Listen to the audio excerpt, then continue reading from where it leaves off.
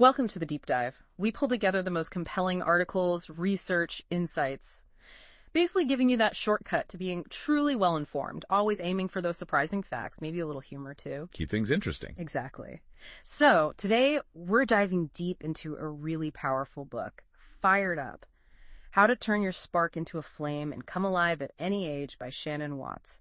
You probably know her as the founder of Moms Demand Action. Incredible woman, incredible organization. Absolutely. And our mission today is, well, to unpack her key insights. We'll explore Watts' own journey, share stories of other fire starters, as she calls them, Right. and hopefully give you a practical guide on finding, fueling, and, importantly, protecting your own inner fire. It's all about embracing authenticity and, courageous action. Yeah, it's a book that really pushes back against that idea that women should stay small or be silenced. What really hits home is how it offers this transformative path for women to ignite their passions and lead fulfilling lives no matter their age, no matter their circumstances. It's quite empowering. It really is. And Shannon Watts actually starts with something incredibly personal, her own heat story. Yeah, that was striking. It really was. What truly struck me was how her body, literally manifested her inner turmoil. Watts describes having this severe stress-induced eczema.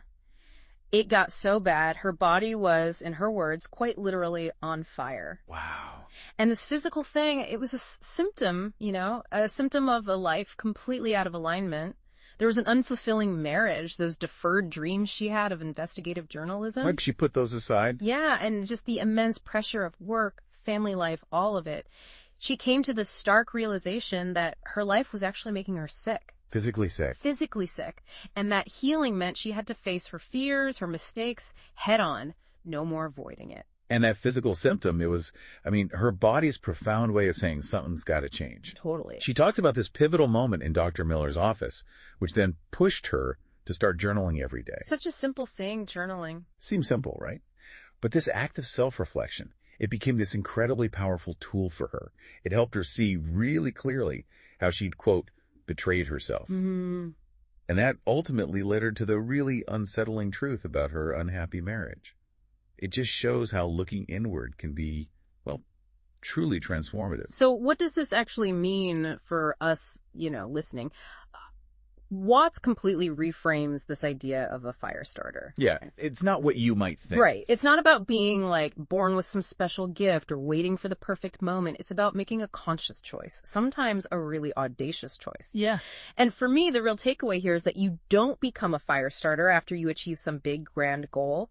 You earn that title the second you decide you want more from your life. That's it. It's this immediate, powerful shift in mindset. That's such a crucial distinction.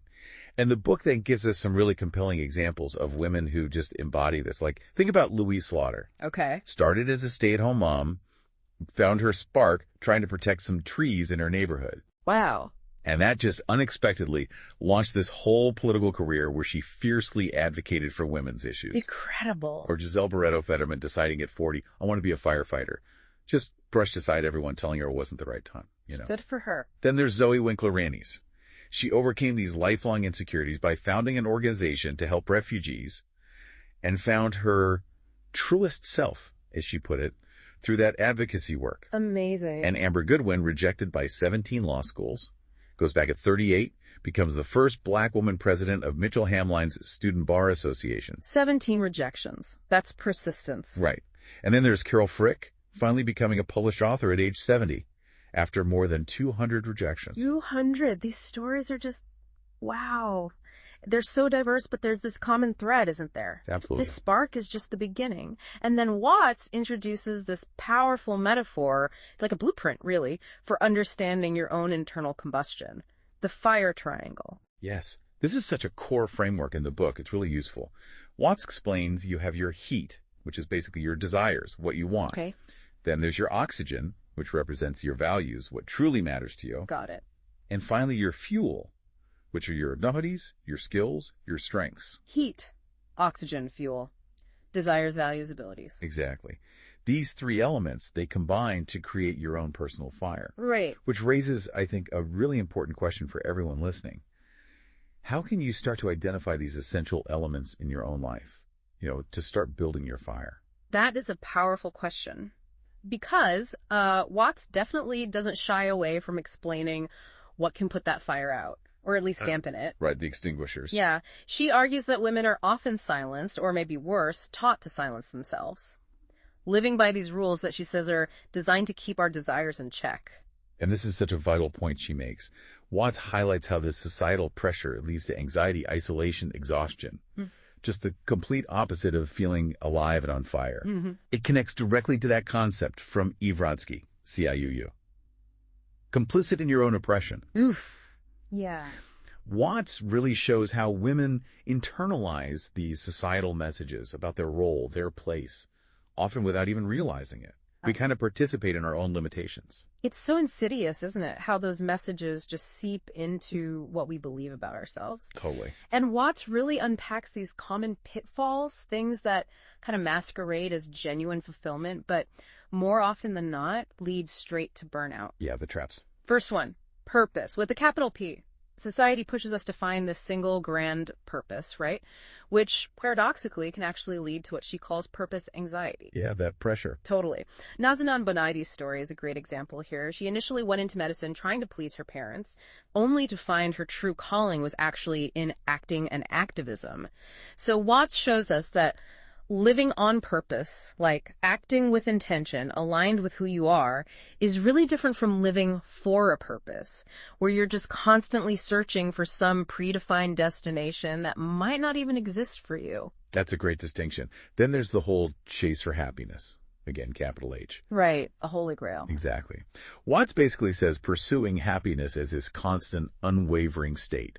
It's futile. It can even make you miserable because you're always falling short. Zerlina Maxwell offers this really powerful alternative. She uses a simple filter. What is it that lights me up while I'm doing it? Oh, I like that. In the moment. In the moment. That simple question guided her away from an unhappy legal career into politics and media.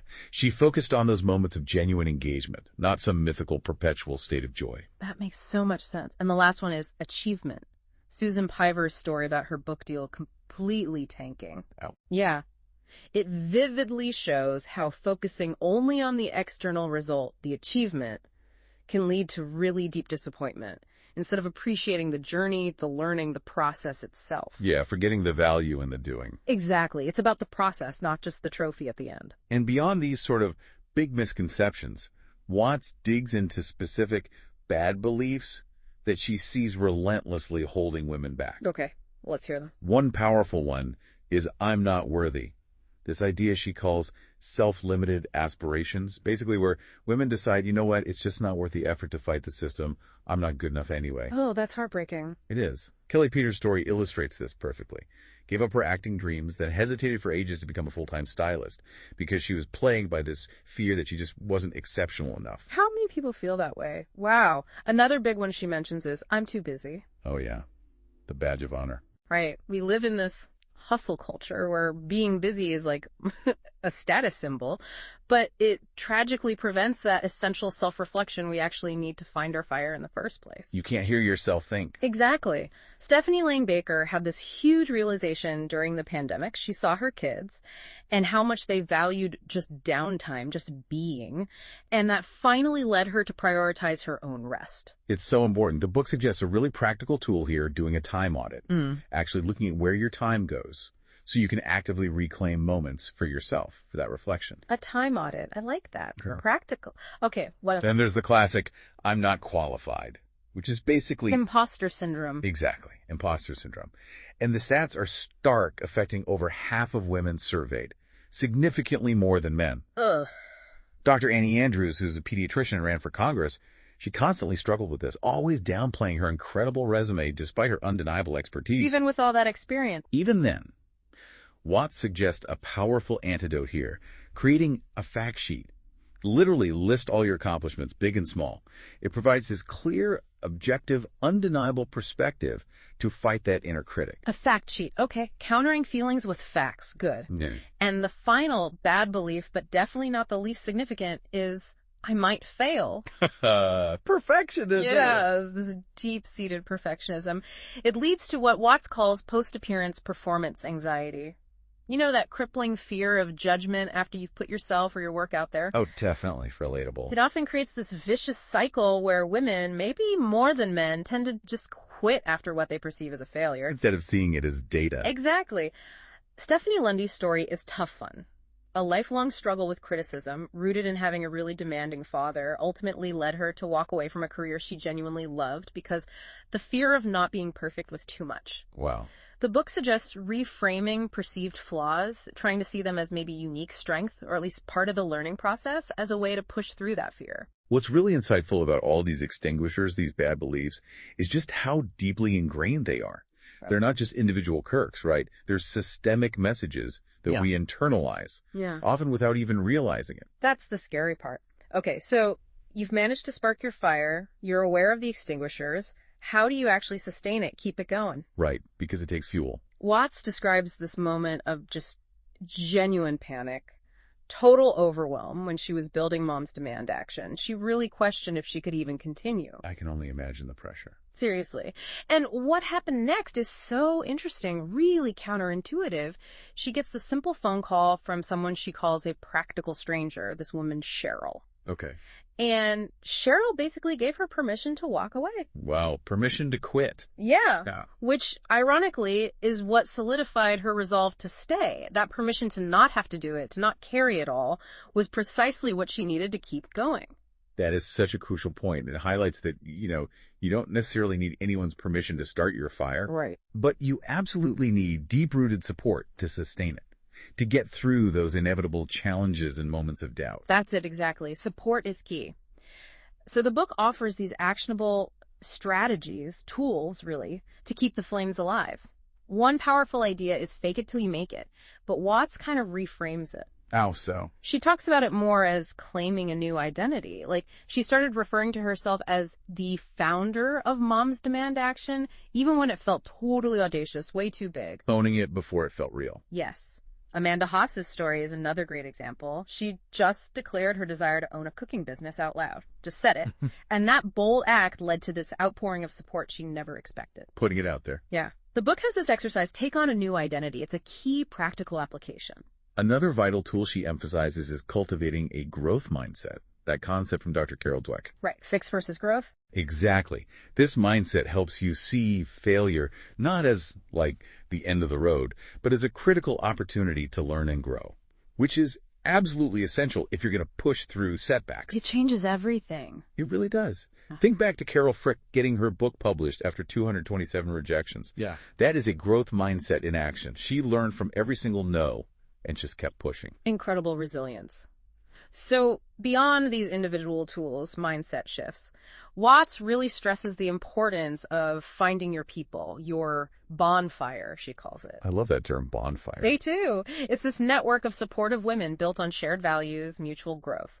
She says, point blank, it's difficult, if not impossible, to grow your fire entirely on your own. You need that collective warmth, that shared light. It makes so much sense. And it's compelling how she breaks down the different kinds of support you might need from your bonfire. It's not all the same. Well, first, there's emotional support. Pure and simple. Like Lana Gruhl finding what she called a virtual sorority of other grieving mothers on TikTok after her daughter's tragic suicide. Just that shared understanding. Wow. Finding connection in grief. Then there's educational support, learning the ropes. Joe Elohoy learning how to actually be a lawmaker from other women already in office, sharing practical knowledge. Learning from those who've walked the path. Exactly. Yeah. And finally, tangible support, like practical help. The example she gives is the volunteer who managed the Moms Demand Action Facebook page, shielding Watts from the relentless, draining online trolls so she could focus on the bigger work. That's huge. Taking something concrete off someone's plate. Absolutely. Nettie Whitaker's story about creating a parent pickup system at her kid's school. It started small, practical, but it blossomed into this really strong community. Yeah. It just powerfully proves that idea that support is our superpower. It really is. And the book encourages these practical steps, like consciously add someone to your bonfire or even bare your soul. which emphasizes the vulnerability, the realness needed to build those deep connections. It's not surface level. No, it requires trust. Yeah. And Jennifer Herrera's experience is also telling. She moved on from mom's demand action to a new role, right? Yeah. And she maintained these deep friendships with women from moms who actually celebrated her evolution, her next step, instead of being upset or feeling abandoned because she changed her path. Oh, that's so important. It really shows the flexibility and like the durability of true bonfire friendships, that they support you, the person, not just the role you currently hold. They support your entire journey. That's beautiful. But okay, even with this amazing bonfire, all this support, Watts is crystal clear. Blowback is coming. It's an inevitable part of living audaciously, especially as a woman. Yeah, she doesn't sugarcoat that. Not at all. She shares her own really intense personal experiences, threats, horrible criticism from gun extremists, even criticism from her own father. Wow, even family. Yeah. She describes this blowback as inevitable for audacious women and says it often strikes you at the heart of who you are. It's designed to wound personally. And this section is so crucial because it really prepares you, the reader, for that almost guaranteed resistance you'll face if you step out.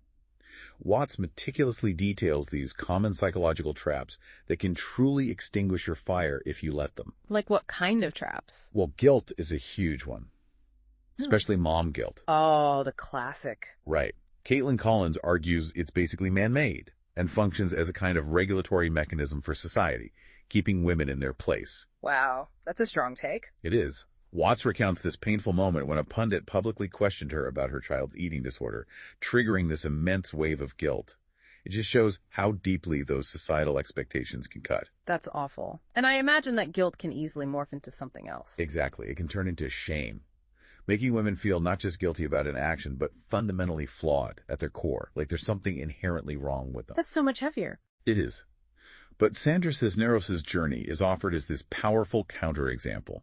She used her writing to, quote, compost her guilt and shame from an impoverished childhood, from an affair transforming those really difficult feelings into fuel for her creativity. Composting shame. I like that metaphor. Okay, what other traps? Another big one is self-judgment, that relentless negative inner voice that just immobilizes women through constant comparison, always feeling like you're not measuring up. The comparison trap, it's everywhere. It really is. Amanda Hawes had this light bulb moment where she realized her intense self-judgment about working, about not being home enough, stemmed directly from patriarchy. It wasn't just her personal failing. It was an internalized societal message. That reframing is powerful. And Watts offers practical strategies here, like really assess the criticism. Is it valid or is it biased? Julia Borston found criticism directed at women is often about style, not substance. Right. Tone policing. Exactly. And also learning to interrupt negative thoughts, maybe through practices like meditation, as taught by Sharon Salzberg, actively stopping that spiral. Makes sense. Then there's martyrdom. Ah, yes. The self-sacrificing woman. Totally. Watts herself admitted she fell right into this trap, working unpaid for years at mom's demand action because she believed it somehow made her work purer or more noble. Yeah, that belief that suffering equals worthiness. Right. Sarah Hartley had a similar experience running her magazine, and that Glennon Doyle, quote, Watts includes, just captures it perfectly. She who disappears the most loves the most. Oof. That's a chilling thought, isn't it? How society equates female self-erasure with love. Deeply disturbing. Okay, next trap. People-pleasing, also huge. Yep, know that one. Mandana Dayani's story is a stark reminder here. She deferred her own dreams for years to please her parents, only to realize later how much happiness it cost her. Wasted time, lost joy. Exactly. Nazanin Boniadi learned the hard way she had to set boundaries in Hollywood, realizing that constantly saying yes when she meant no was a form of self-gaslighting. The book suggests simple things, like just giving yourself time before saying yes to new requests.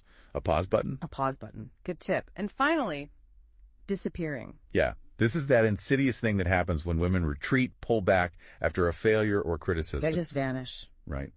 Becca DeFelice observes that women are often shamed into not existing after public setbacks in a way that men often aren't. For men, failure can sometimes even be a badge of honor, a stepping stone. That double standard is real. It is. Jerry Janarone fought relentlessly against ageism in her field, against that impulse to just disappear as she got older. And Mika Brzezinski's powerful response to Trump's public shaming tweet about her that stands as this vivid example of just keeping showing up, refusing to be erased despite really vicious public attacks. Refusing to disappear, that takes courage. Okay, so navigating blowback is one thing, but then there's burnout. Right. And Watts makes a really clear distinction here between just being stressed and actual burnout. How does she define burnout? She describes it as that deep physical and emotional exhaustion that happens when your fire simply runs out of fuel. It's not just a bad week. It's a deeper, more pervasive state of depletion. Got it. More than just stress. Definitely. Melissa's story, the singer, that's a prime example in the book. Her success, ironically, is what triggered her burnout. Societal pressures, self-sabotage. It led to severe physical symptoms. Success isn't always easy. No. And her solution was what she called a controlled burn. It involved the incredibly courageous act of leaving her record label to reclaim her creative freedom, her health, her fire. Wow. Walking away from success to save herself. Yeah. Anousheh Hussain also shared her story. Publishing her book while juggling major family crises led to actual panic attacks, physical breakdown. It just highlights the desperate need for proactive self-care before you hit that wall. You can't pour from an empty cup. Right. Which leads to the idea of real self-care. Dr. Pooja Lakshman makes this great distinction between real self-care and what she calls faux self-care. Okay, what's the difference? Bubble baths versus... Kind of. Faux self-care is often about consumption buying products, spa days, things that feel good momentarily but don't address the root cause. Real self-care, according to Lakshman and Watts, involves the often harder work. Like what?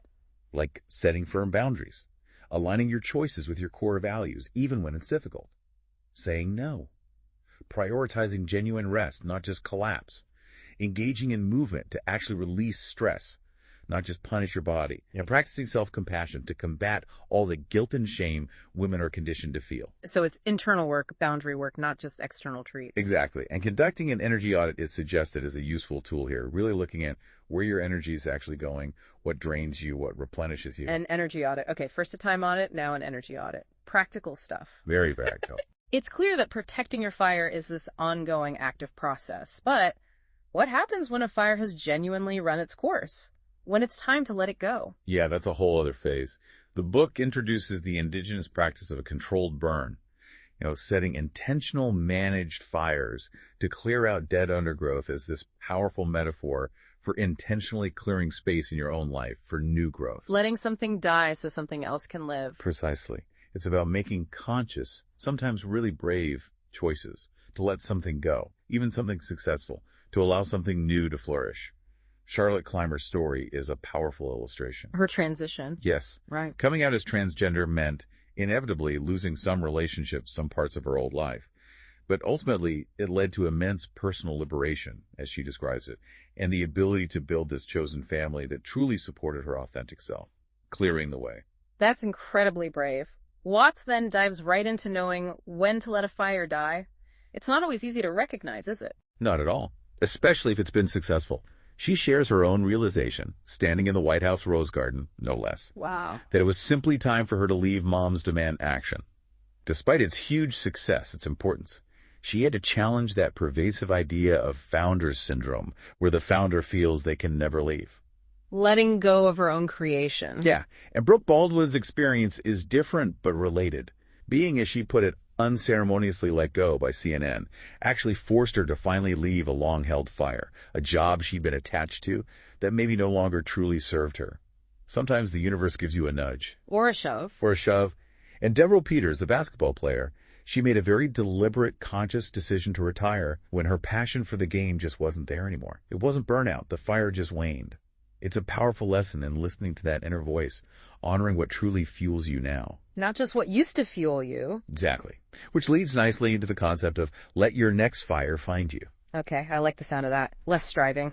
Exactly. It encourages patience, exploration, curiosity. Rather than forcing the next step, desperately searching for the next big thing immediately after one fire ends. Give yourself space. Yes. Zerlina Maxwell's post-MSNBC journey is a perfect example. She didn't jump into the next media gig. She pursued golf, got into K-pop, just explored things that interested her while her next professional path quietly emerged in its own time. Letting it unfold. Right. And similarly, Sandy Weischer took a year of intentional rest after being laid off, just stopped. And that space led her to a completely new, unexpected purpose in bladder cancer advocacy, born from her own experience. Wow. Trusting the process. This whole journey often leads to what the book calls legacy and rebirth, right? Yeah, it's cyclical. Maria Shriver talks about her multiple life crises, her very public divorce, the deaths of her parents, not as endings, but as profound opportunities for rebirth. Chances to realign with her real her, as she puts it. Turning crises into catalysts. Yes. And Watts herself describes writing this very book, Fired Up, as her most exciting fire yet. It brilliantly shows how those previous fires, even the ones that fade or you consciously put out, they lay the groundwork. They build the foundation for new, vibrant chapters. Nothing is wasted. That's a hopeful thought, that everything contributes. Absolutely. And maybe this deep dive should leave you, the listener, with a really powerful, maybe even provocative idea from Rabbi Sharon Bruss. Okay, what is it? She observes that people often only realize what they truly want, what truly matters, when they're nearing the end of their lives, when it's often too late to do much about it. Oof. Yeah, that's sobering. It is.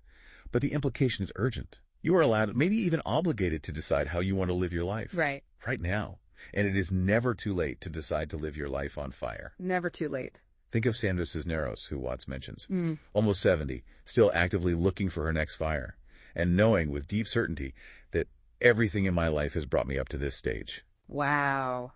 That perspective is incredible. And as a final, really beautiful thought to leave you with, Watts uses the metaphor of fireweed. Ah, yes. That resilient, often purple flower that's one of the very first things to bloom after a forest fire has swept through. The symbol of hope after destruction. Exactly. It symbolizes that you too will rise from the ashes of who you were, or the fires you've let go of, emerging wiser, stronger, more capable. It's such a beautiful image of renewal, isn't it? And the profound resilience we all have within us. It truly is. So today we've taken a pretty deep dive into the powerful lessons of Fired Up. We guided you through identifying your desires, leveraging your values and abilities. Yep, the fire triangle. Protecting your spark from those societal pressures and internal traps, and understanding the natural cycles of growth, decay, and renewal. And remember, cultivating your fire, as Watts makes clear, it's actually a radical act. An act of self-love, maybe even defiance, in a world that often explicitly or implicitly asks women to snuff out their flames. So well said. We really hope this deep dive has sparked something, maybe something profound within you, proving that it really is possible to break free from constraints, internal and external, and live audaciously. Find your fuel, protect your flame. Now go get fired up!